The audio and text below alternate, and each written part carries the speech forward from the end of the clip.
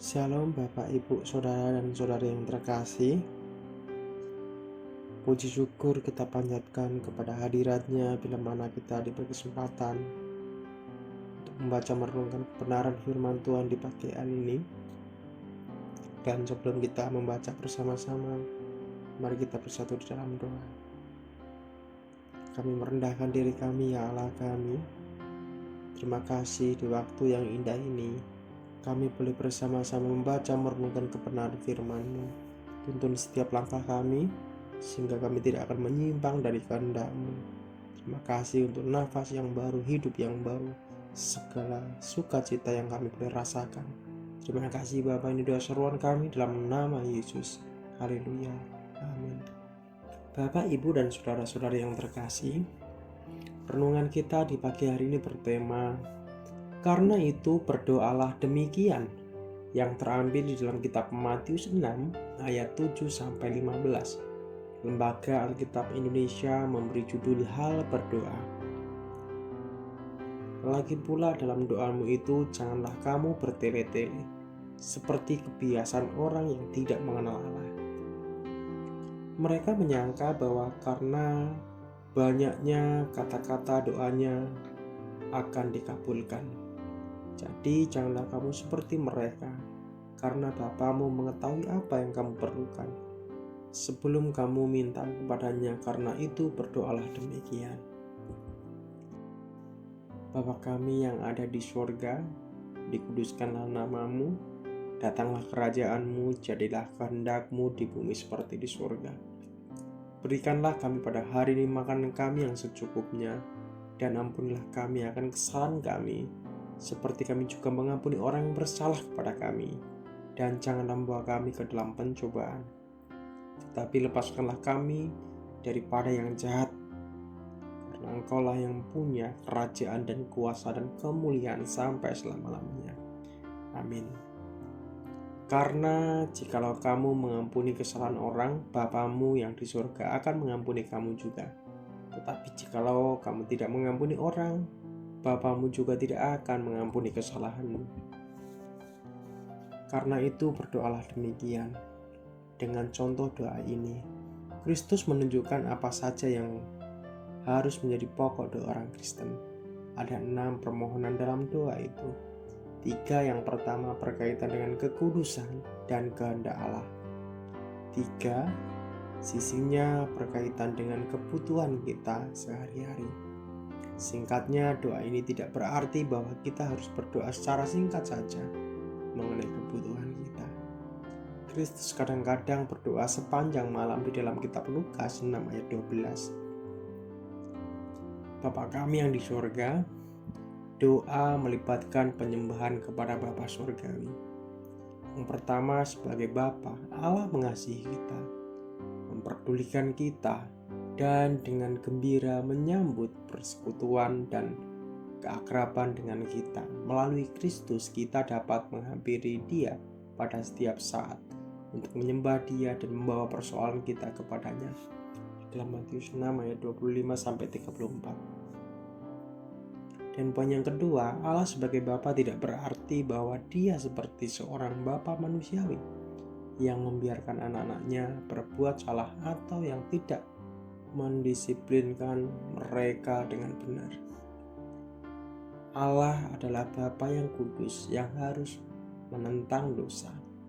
Allah tidak akan membiarkan dosa sekalipun di dalam diri mereka yang menyebutnya Bapa. Namanya harus dikuduskan. Dan yang ketiga, sebagai Bapa surgawi, Ia dapat memberi berkat dan juga dapat menghukum, menahan atau memberi, bertindak dengan adil atau dengan murah hati. Cara Allah menanggapi kita sebagai anak-anaknya tergantung pada iman dan ketaatan kita kepadanya. Dikuduskanlah namamu. Hal yang paling perlu diperhatikan di dalam doa dan kehidupan kita ialah pengudusan nama Allah. Adalah hal yang sangat penting bahwa Allah sendiri dihormati, dimuliakan, dan ditinggikan. Dalam doa dan kehidupan sehari-hari, Kita harus sangat memperhatikan nama baik Allah, gerejanya, Injilnya, dan kerajaannya.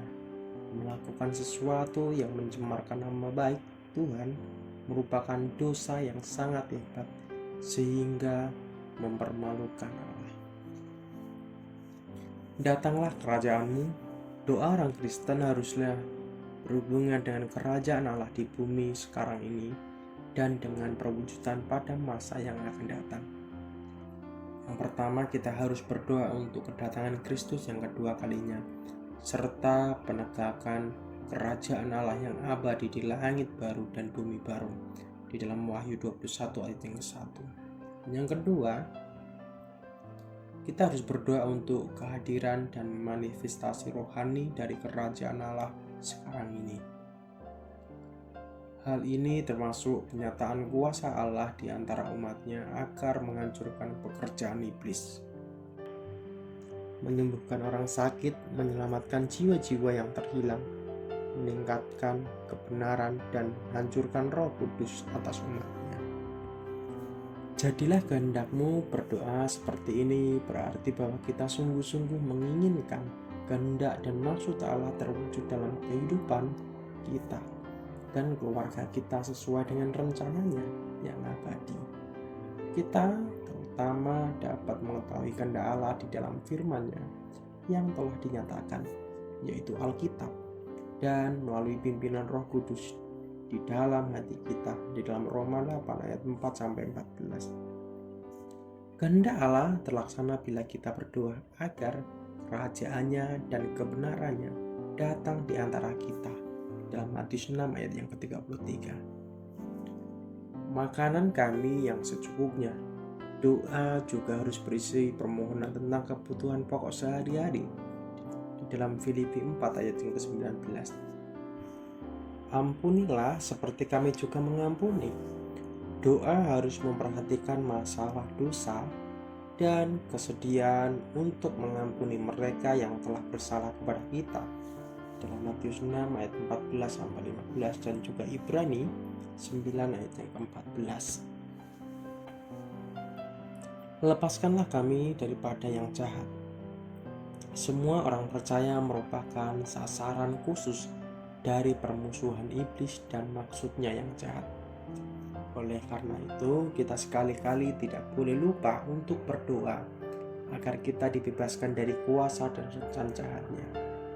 Kalau kamu tidak mengampuni, Yesus menekankan di sini bahwa orang Kristen harus bersedia untuk mengampuni kesalahan orang lain. Apabila mereka tidak mengampuni orang yang bersalah yang mengakui kesalahannya, Allah tidak akan mengampuni mereka dan doa mereka tidak gunanya.